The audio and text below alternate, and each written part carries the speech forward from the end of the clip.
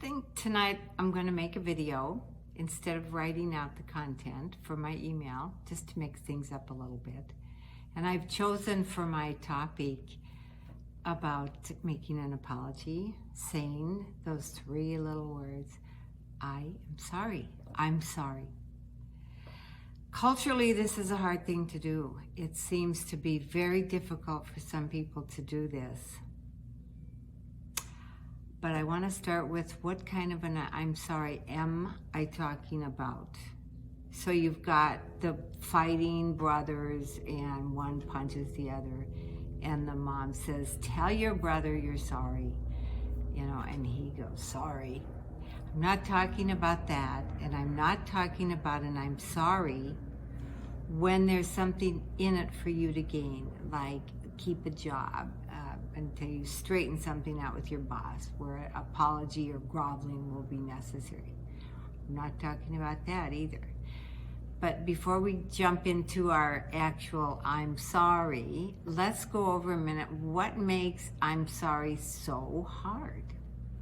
I think culturally it's about being right, or maybe it's not culturally. It's just we don't like to be wrong. We don't like to admit we're wrong. We think in terms of, well, they did something just as bad as I did. Or it just feels too uncomfortable. It just feels too painful. Or so we avoid it, or we put it off. We rationalize some reason why we're not doing this. However, our soul oftentimes, nudges us to grow. And so this enters the area of soul work and spirituality, because if you're feeling some kind of a sense that I did hurt them, if you're feeling some compassion or some empathy, that yes, what I did or said had an impact and it was harmful, and I need to say something. This is a conviction coming from your soul, because it's pushing our ordinary self out of its comfort zone. This is where healing starts. This is where relationships can start to repair. This is where misunderstandings can change.